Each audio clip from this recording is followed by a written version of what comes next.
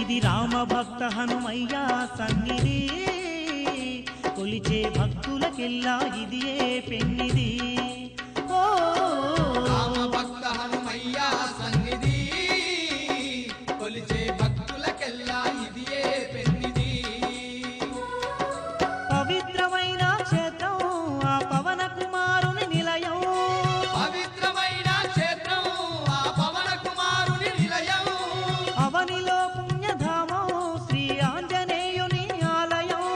అవనిలో పుణ్యధామం శ్రీ ఆంజనేయుని ఆలయం ఇది దీన జనులను ఆదరించే క్షేత్రం దివ్య సుందరుడైన మారుతి మందిరం ఓ